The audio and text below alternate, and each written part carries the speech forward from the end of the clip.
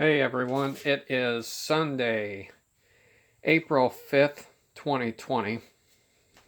So, starting in November, everyone was all of a sudden freaking out about this beer virus that I call it. Coronavirus that's been around since 1950. This one's called COVID-19, which is just basically a different strain of what's been around for 70 years. 80 plus thousand people died last year from the flu. 80,000 plus. There is, whether you want to call it a cure or a remedy for the flu, 80,000 people still died. Yet there was no outrage, especially given the fact that the flu is curable. Which makes you think, how many people may have had the beer virus before November?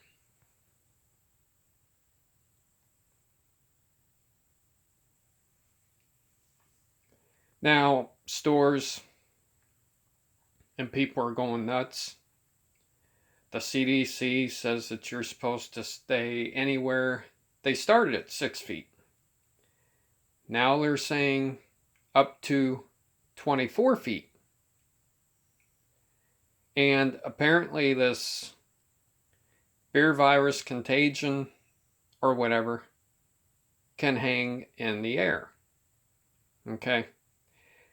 These are supposed to be the coveted face masks, respirator, that they're recommending people wear when they go out. I sometimes have to use these at work because of the material that I spray and everything else. This is a 3M 8210 N95 mask. It's supposed to be highly coveted. No one in my family wears a mask. Okay? I didn't wear a mask during the flu season. I'm not going to wear a mask now. Just because people are saying, oh my gosh, the world's going to end. Don't get me wrong. It is very unfortunate that people are dying. But people die every day. People die in elevator accidents. People die in car accidents. And there's our economy has basically kind of taken a tank. But the thing that gets me is that this beer virus started in Wuhan, China. Where did a shipment of masks and respirators and stuff like that just come in from? China. What sense does that make? If you ask me, none. If they're the source of the virus, which it is believed that it started there, why in the world would we look to them or even accept masks from them? I'm going to pause this video. I'm going to go get a pair of scissors, and I'm going to show you what I think and feel about this whole deal. I'll be right back. Okay, so I'm back. I had to balance my phone camera on a can with some counterweights.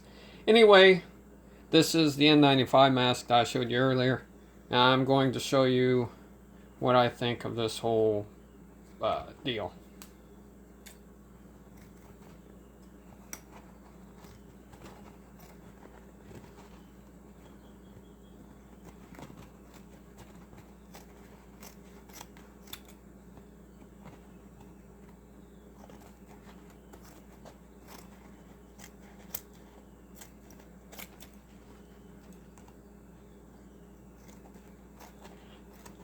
sure I probably could have sold this on the black market for, I don't know, 50 bucks. Anyhow, here's the interior, of course.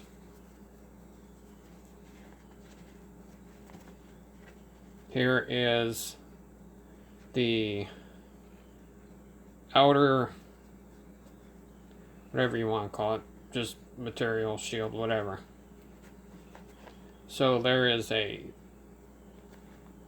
thin layer here and some sort of, well, we'll just tear it apart and see. Okay, here is the outer layer. Here's the inner layer.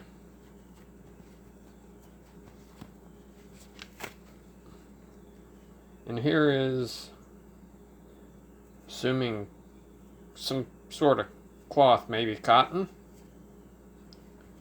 But here's the outside layer, and this is the part that basically you shape around your nose. It's got this metal band, you can adjust it to whatever works for you. But rubber straps that supposed to keep it around your face, those are all pulled off. Anyway, it's kind of funny in a way to think about that all of a sudden somebody tells you, oh my gosh, everybody's going to die. Everybody get masks. And everybody goes out and hoards toilet paper, paper products, everything. I am a person of faith. I believe what it says in the Bible, that no one knows the day, the hour, anything of when God's going to return. A lot of these people are just out there afraid of stuff that's been around for 70 years. Granted, yes, it's a different strain. People are dying. I get that. But here's the thing. I said this before anyone else with ties to healthcare said. This stuff is not going to disappear in 2 weeks or a month. It's going to be around this year. It will probably come back possibly in the fall. And next year. Everything. And who's to say that after everything is lifted, which I hope is soon, I still work. My loved ones are still working. And none of us are wearing masks. But here's the thing. Is everybody going to one day suddenly take off their masks? Because what were to happen if everybody took their masks off, threw them away, and a week or two later, here came COVID-20. Or let's say that it coordinates with the year. They called it COVID-19 last year. Who's to say COVID-23 isn't going to be here in 3 years, now that it's 2020? Anyway, if you choose to live your life in fear, that's up to you. If you choose to cower in place in your house, if you're one of the people in 36 states that have limited movement or whatever, that's your choice. I refuse to live my life in fear. Thanks for watching, and whatever you choose to do, stay safe. See ya.